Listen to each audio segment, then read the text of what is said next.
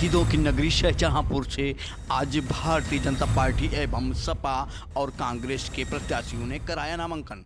आपको बताते चलें कि सपा सदर विधानसभा 135 से तनवीर खान ने कराया नामांकन। वहीं कटरा विधानसभा 131 से कटरा से राजेश यादव ने अपने समर्थकों के साथ कराया नामांकन। वहीं दूसरी ओर भारतीय जनता पार्टी के दूसरी बार बने भारतीय जनता पार्टी के प्रत्याशी पीर विक्रम प्रिंस ने भी कराया नामांकन। शाहजहांपुर की विधानसभा पुआया से कांग्रेस प्रत्याशी अनुज कुमारी ने भी नामांकन कराया। शहीदों की नगरी शाहजहांपुर में नामांकन का दौर शुरू हो चुका है। उसी कड़ी में सबसे पहले कटरा विधानसभा से भाजपा प्रत्याशी पीर विक्रम प्रिंस ने अपना नामांकन कराया। उसके बाद सदर विधानसभा से तनवीर खान ने पूर्व एमएलसी जयेश प्रसाद एवं तिलेहर विधानसभा से विधायक रोशनलाल वर्मा के साथ अपना नामांकन कराया। वहीं पुआया विधानसभा से अनुज कुमारी ने भी अपना नामांकन दाखिल किया। कटरा विधानसभा से पूर्व विधायक राजेश यादव ने भी अपना नामांकन कराया है। आपको बताते चलें कि वीर विक्रम प्रिंस भाजपा के मौजूदा विधायक हैं। इस बार फिर भाजपा ने वीर विक्रम प्रिंस पर भरोसा जताया है। विकास के मुद्दे पर वीर विक्रम प्रिंस ने कहा है कि जितना विकास उनके कार्यकाल में हुआ है इतना विकास कटरा विधानसभा में किसी भी सरकार में नहीं हुआ है। उन्होंने कहा है इस बार भी जनता उनको जिताकर विधानसभा भेजेगी और इस बार कटरा में की जनता को स्टेडियम की सौगात भी देंगे। वहीं सदर विधानसभा 135 तनवीर खान एवं पूर्व एमएलसी जयेश प्रसाद ने कहा है कि आम जनता जिस तरीके से इस सरकार में त्राही त्राही कर रही है वहाँ आप किसी से छिपा नहीं है और जहाँ किसान अपनी कड़ी मेहनत से फसलें उगाता है और अपनी फसलें बचाने के लिए रात दिन जाकर उन फसलों के लिए इस कड़ी ठंडक में दिन रात एक कर गायों को और आवारा सांडों को भगाने में लगा है। अपनी पूरी रात काली कर भी फसलों को नहीं बचा पा रहा है। अपनी रात दिन की जमा पूंजी लगा देता है। सपा प्रत्याशी तनवीर खान ने कहा कि जिस तरीके से भारतीय जनता पार्टी सरकार में महंगाई चरम सीमा पर है वह भी किसी से छिपी नहीं है। वह चाहे कड़वा तेल हो और चाहे रसोई गैस के एलपीजी सिलेंडर हो, महंगा कर दिया गया है कि जो इससे पहले गृहिणी अपनी जमा पूंजी बचा लेती थी वह उनकी नहीं बच पा रही है। रोज़मर्रा के खर्चे पूरे नहीं हो पा रहे हैं। इससे पहले सरकार में गृहिणियों की जमा पूंजी बचती थी जिससे उनके रोज़मर्रा के खर्चे चलते थे। अपनी जमा पूंजी भी रसोई में ही लगा देनी पड़ रही है और इसके बाद भी महंगाई रुकने का नाम नहीं ले रही है। आज नामांकन आपने अचीव किया है, किस तरह से आगे की रणनीति है, क्या तैयारी? देखिए, जब से देश आज़ाद हुआ है तब से लेकर आज तक हमारी कटरा विधानसभा के अंतर्गत इतना विकास कभी नहीं हुआ जितना हमारे कार्यकाल में हुआ।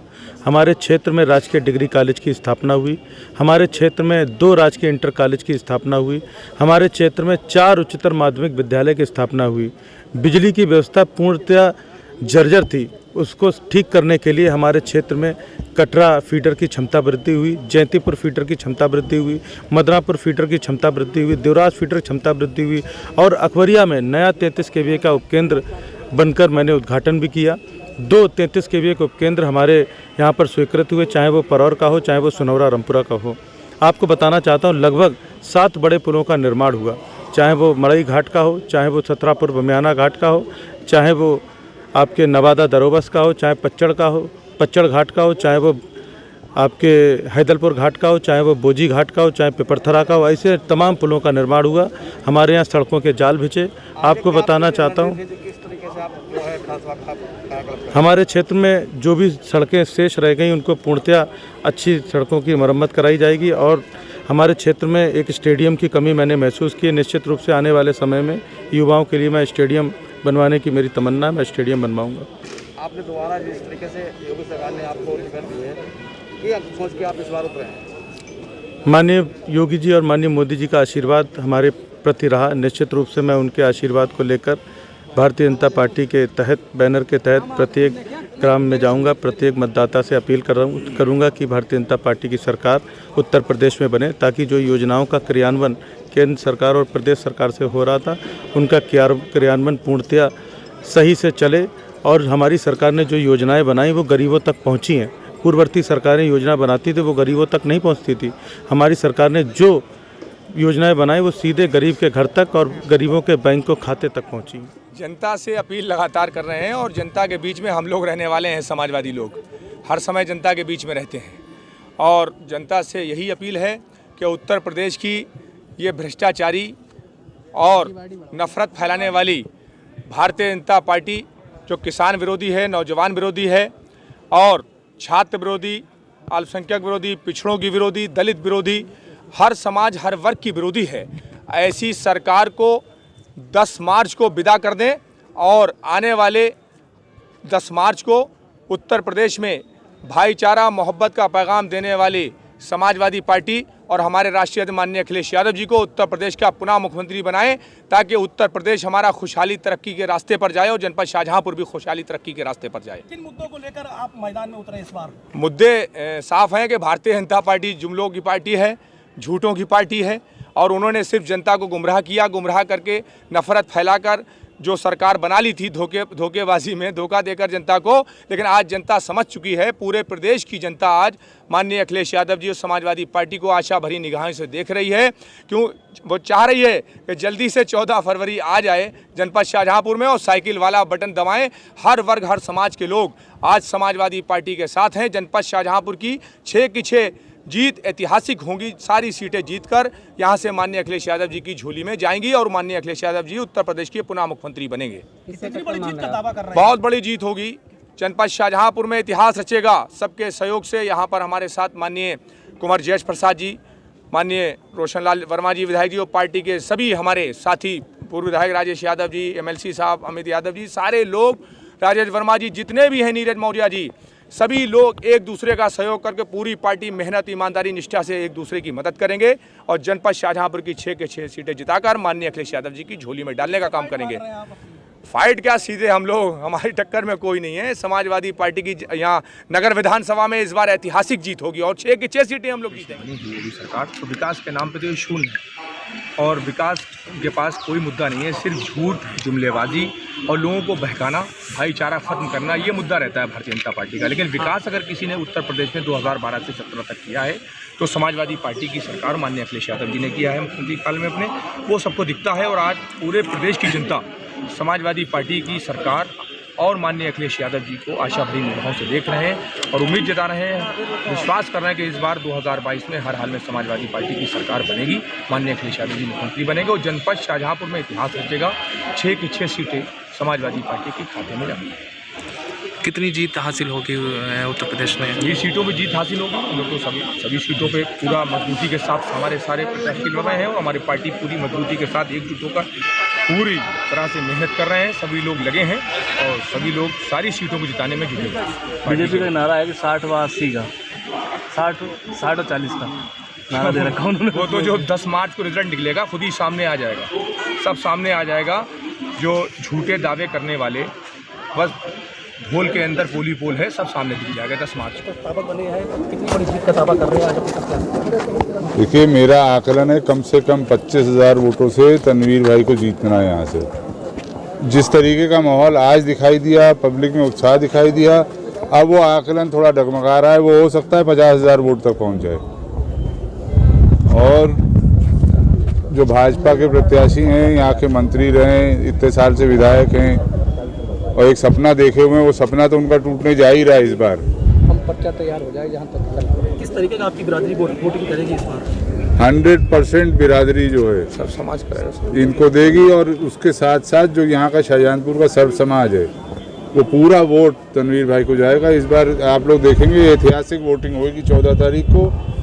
पब्लिक इतनी नाराज़ है, गांव में चले जाओ तो जानवरों से नाराज़ है, शहर में आ जाओ तो आप सब जानते हैं क्यों नाराज़ है। ऐसा है, जनपद शाहजहांपुर में पहली बात हमारी 6 सीटें जीतेंगी हर हालत में और तिलहर विधानसभा में भारतीय जनता पार्टी के प्रत्याशी की आप अभी मैं कह रहा हूँ कि जमानत जब्त हो जाएगी। जिस प्रकार से किन मुद्दों को लेकर तिलहर विधानसभा को लेकर दुष्प्रचार किया जा रहा है उसके बारे में क्या कहते हैं? दुष्प्रचार जानते हैं, ये तो विरोधी लोग करते हैं। विरोधी लोगों का काम ही ये है। अभी आपने कहा 100 में 60 नहीं, 100 में 85 हमारा है, 15 में बंटवारा है। 100 में 85 हमारा है और 15 में भी बंटवारा है।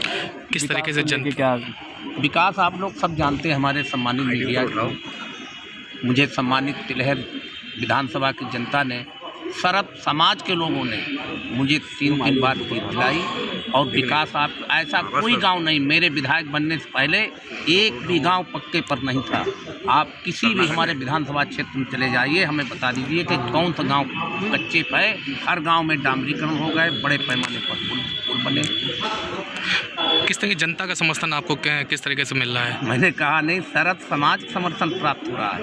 और हमारी जनपद शाहजहाँपुर में 6 सीटें जीतकर माननीय राष्ट्रीय अध्यक्ष श्री अखिलेश यादव जी निश्चित तौर पर मुख्यमंत्री बनेंगे। विधायक जी आपने तो हम तो बुल वाला दिखाई पड़ रहा है, जो सांड आजकल योगी जी के घूम रहे हैं। जी। इससे कितने लोगों की जान जा चुकी है, चाहे वो बुलडोजर हो चाहे ये बुलडोजर।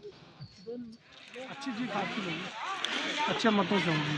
पूछ में आप 2017 में भी विधायक रहे हैं, पूर्व में 2017 में भी आप विधायक रहे, कुछ ही कारण आपको जीत नहीं हासिल हुई। इस बार आप किस तरीके से हासिल करना चाहते हैं? हासिल होगी, लोगों के काम किए, लोगों के सुख दुख में काम आए, हमेशा लोगों के काम आएंगे। आपके चुनावी मुद्दे क्या हैं?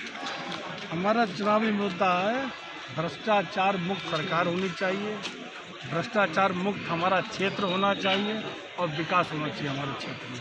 हमारा पशुओं की बहुत बड़ी समस्या है, ये भी दूर होनी चाहिए। किस तरीके से जनता का समर्थन आपको मिल रहा है? जनता का अच्छा समर्थन मिल रहा है।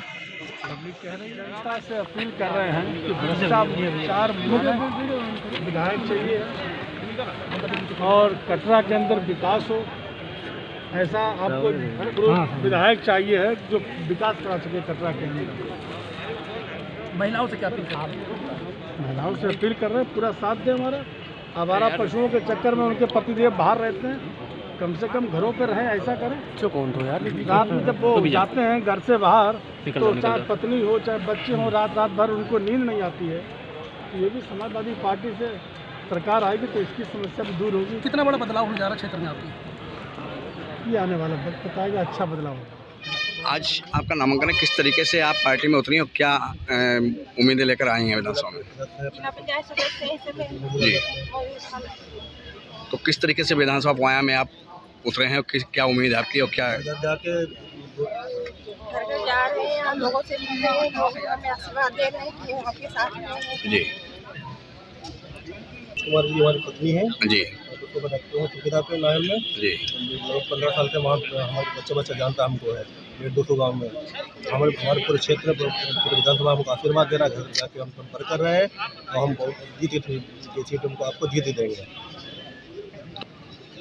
कुछ हमारे पुराने मुद्दे हैं, जैसे हमारा पुआया बंडा है, बंडा ब्लॉक है, कुटार ब्लॉक है, वहाँ अड्डे के तो जल्द हालत में है ही नहीं अड्डा, वहाँ की जल्द हालत है, वहाँ पड़ी हुई है। भैंसी वाला पुल हमारा देख लीजिए, वहाँ माननीय विधायक जी के तरफ कई बार प्रस्ताव दे चुके हैं। सिंगापुर से वहाँ मुख्यता पुल जो रूट है वहाँ निकलने में मुश्किल पड़ जाती है, तो यही हमारे मेन मुद्दे हैं।